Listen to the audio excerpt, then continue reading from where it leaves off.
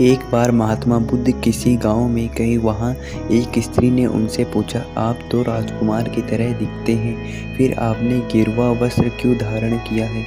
बुद्ध ने कहा, मैं 3 प्रश्नों का हल ढूंढने के लिए ही संन्यास लिया हूँ। स्त्री ने कहा, कौन से 3 प्रश्न?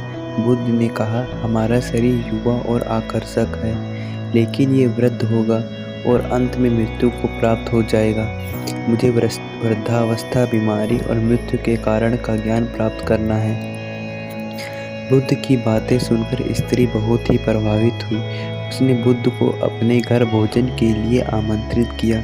जैसे ही यह बात गांव वालों को पता चली, सभी ने कहा, बुद्ध आप उस स्त्री के यहाँ नहीं जाएं, क्योंकि वह स्त्री बहुत ही चरित्रहीन है। बुद्ध ने गांव के सरपंच से पूछा। सरपंच ने कहा, हाँ बुद्ध, यह बात बिल्कुल सही है, वह स्त्री वास्तव में बहुत ही चरित्रहीन है। तब बुद्ध ने सरपंच का एक हाथ पकड़ा और कहा, अब आप एक हाथ से ताली बजाकर दिखाओ।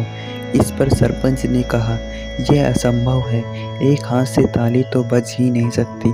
तब बुद्ध ने कहा, ठीक इसी प्रकार कोई भी स्त्री अकेली ही चरित्रहीन नहीं हो सकती, उसे चरित्रहीन करने वाले यह सभी गांव वाले ही हैं। यदि इस गांव के पुरुष चरित्रहीन नहीं होते, तो वो स्त्री भी चरित्रहीन नहीं होती। बुद्ध की बात सुनकर लोग शर्मिंदा हो गए और वहां से चले गए। तो दोस्तों, आज भी लोग स्त्रियों को ही चरित्रहीन कहते हैं, पुरुषों को नहीं, जबकि दोनों भी इसके बराबर के भागीदार हैं।